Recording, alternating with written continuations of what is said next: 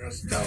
All right, man. Prepared. Always come prepared. Got the homie Kris from the Lightning Gym on Seminary in MacArthur. Y'all need to come down here, man. So, Kris, I had to get your reaction. Well, first of all, man, off subject, I just wanted to get your reaction to the video heard around the world. What's your reaction to the Cat Williams video where he just went in on everybody? Man, maybe it's long overdue, you know what I'm saying? But I don't know, man. That's a different, that industry is like, cutthroat, not, you know what I'm saying? I don't even want to speak on it much. But like, if it's true, like, man, that just goes to show you. Hey, Kris, I heard that Steve Harvey even stole some jokes from you, and you ain't even no comedian. I heard his hair was fake. Damn, I knew that. Hey, truth be told, I used to tell my partners, why is his line so perfect? I was like, that shit look crazy, bro. Like, it's too perfect. Like, that shit is way too perfect. Look, and it turned out, see, I wasn't tripping. I knew I wasn't crazy. Yeah. Yeah, he stole, me and you, since we from the Bay, so we kind of like, we got ties to the situation because he basically was stealing jokes from, Not at all? Oh, I'm sorry. No, it's all. He was stealing jokes from Mark Curry. Yeah. You know what I'm saying? Yeah, hanging with Mr. Cooper. Yeah, and he stole Tell business. Yeah. Hey, but anyway, so Kris, they got a big fight coming up this Saturday. So give us your take on Arthur Beterbiev versus Callum Smith. Callum Smith, Arthur Beterbiev is going to punish him. Like Callum Smith is a tough world class, fighter, but more of like, to me, a fringe contender. Like, he's an opponent that guys get to look good against, guys who are, got money behind them and trying to establish themselves in the top tier of the sport. Yeah, so there was a couple of fights a few weeks ago. I wanted to get your reaction on Anthony Joshua, his performance, and then I wanted to get your take on Deontay Wilder.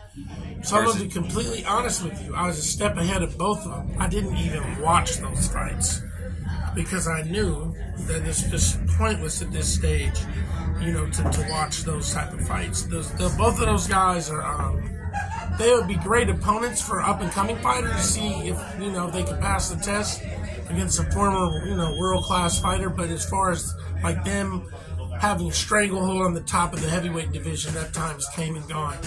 And I think we're starting to see the end of the super heavyweight era. Started with Klitschko back in the day.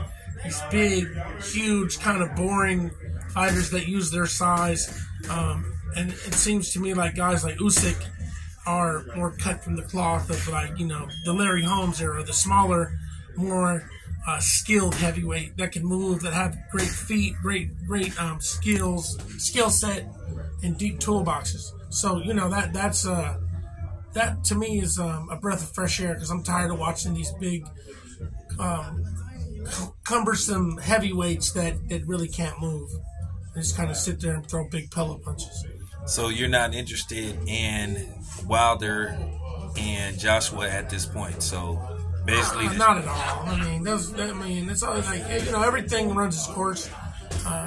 Their time is come and gone. They're no longer the elite, top tier of the heavyweight division.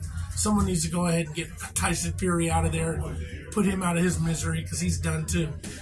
Who do you blame for Wilder and Joshua not happening? I don't blame anybody. That's the name of the game. Everybody is trying to take the least path of resistance. Nobody wants to risk their life nor getting beat before they can make a ton of money. And I respect it. Fighters invest their whole life into fighting and training, and at first it's all free. You train in hundreds of thousands of hours with no guarantees for free. So when it's time to make money, when you finally do have some control, I don't knock it. I would do the same thing. Well, they're saying that basically Anthony Joshua will take on FrancisZanu March 9th. Whatever. 0-1 MMA fighter. Big fucking deal. So you're not excited about that? Not at all. Not at all. I'd rather watch Crawford. The junior welterweights. My son. I want to watch exciting fighters. Yeah, your son is getting better by the minute. I mean, I seen that new thing he working on, but we can't discuss it. You know what I'm saying? I've been sworn to secrecy. I can't. We can't. It's so good we can't even talk about it. But trade secrets got to remain secret. Yeah. So Kris, I wanted to ask you because we are like almost 6 months removed from Spence versus Crawford, and yet it just appears that another excuse has came. So the latest excuse is that Errol Spence had cataract surgery, and he's only 33, and most people know that you don't start getting cataracts till like you're after 40. So I just wanted to get your take on this whole thing.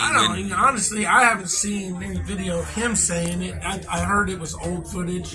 It's old news. Spence just went on the air and admitted that Crawford was the better man. That's that. You know what I'm saying? Like, Spence is older now. I think Sugar Ray Leonard retired the first time when he was like 36. So he's 33 years old.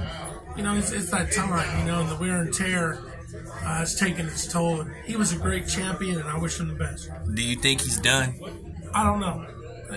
He can definitely beat some guys and make some money, but I don't know at what expense. Once you reach a certain level and you're still taking shots to the head, it's detrimental to your health in the future. So I hope he makes the right decisions, figures it out, makes some money, and then gets out of the sport as soon as possible.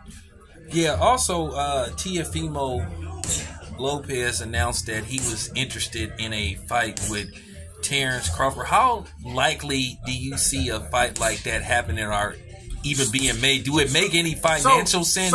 So in this day and age, the new thing for clout and to gain popularity is just to call out everybody. Like, these motherfuckers calling out Muhammad Ali, and he's not even alive, bro. You know what I'm saying? I want Ali. I want Mike Tyson. You got these little 135, 140 pounders calling out Terrence Crawford. Get the fuck out of here. You guys are but they're talking to, the casual boxing fan. So, when I see it, I don't get offended by it because I know what they're doing. It's all promotion. And, more power to them, man. What you got, when you got the stage and you got the mic, you're at the podium, you got to make it count because, this shit moves fast. You're in there, and the next thing you know, you're out. Look at Spence. Spence ruling forever. Now he's at the end of the rope. So it is what it is. Wilder, Anthony Joshua, even Tyson Fury himself. That they're all at the end of the rope. This thing doesn't last forever. So do you think that Usyk is going to win the fight versus Tyson Fury? Because Tyson Fury looked he's too fast. Bad. He looked he's trash. Usyk is fast. He's a consummate professional. And speed kills. When you're fast and you're powerful, it's like he's like a bigger version of Mike Tyson that with a different wrinkle to him. I ain't gonna say he's even as good as Mike Tyson, but he's definitely got his own unique shit going on when he fights, and he's got a little more size. He's smaller on the smaller side, but he's very good. He's a very good fighter. Do you think Tyson Fury's frame is gonna, and his size is gonna pose a problem for Usyk, or he'll be fine? Yeah, he'll be fine. I don't think Tyson Fury's feet are fast enough anymore, and he'll just be a sitting duck. He's just gonna be target practice for Usyk. Do you see a stoppage, or you just see Usyk just outpointing him in dominant fashion and becoming undisputed? I don't know. Really, to tell you the truth, it just kind of depends on what type of will Tyson Fury's going to bring. Like, does he want to go the full 12? Because he can easily just quit. Take a few punches and lay down. I don't know personally. I don't really know. I haven't seen that he has quitter in him at all, so I can't say that I think he'll make him quit. All right, Kris, one last question. I wanted to get your take on Ryan Garcia calling out Devin Haney, and then it looked like the fight was about to be made, and then all of a sudden he switches up and goes to Rolly. Yeah, that's the nature of boxing now. Like that's what they do. You know, everybody's calling out everybody, and then they take the fight against the unknown, less dangerous contender. Everyone's doing it. So do you think Rolly is a more winnable fight? Absolutely. Rolly is damaged goods. So, you know, of course. You know, and it's Ryan, you know, he's probably want a little revenge when Rolly beat him up when he was a teenager. So that's that. What you think of the old man, you know, Barros, like, you know, stun gun, hit him with the stun gun. That's called not being prepared, underestimating your opponent. That happens in boxing. It's a real thing. And that's why you can't count anybody out. All right. So do you like Devin Haney versus it looked like he could go up to 147 and fight Mario Barrios, or he could fight Sandor Martin. Martin is 147? No, he's 140, but he could fight Mario Barrios. That's the latest word what I've been. I mean that is a good fight. That's a winnable fight for Haney. Haney's fast. Mario's a good fighter, but Haney's kind of more in his prime, I think. It's a good fight though. Like, you can't count Mario out. Mario's a good dude too. I like Mario. So he's a really good dude. Every interaction I've had with him has always been positive. All right, Kris, so tell everybody who wants to come down to the gym and check you out, where you're located, how to get in contact with you for, you know, boxing lessons. And we're at 5845 MacArthur Boulevard over here on Seminary in East Oakland, and this is the Bronx gym. Like in New York, this is where it's at. Like, this is the #1 gym in all of Northern California. There's no better gym in terms of aesthetics and the nostalgia, the pro fighters that are here. I created the atmosphere, like Warren G said, man. I created this. This is real, and you come here, you're gonna get an authentic experience. And I highly suggest it.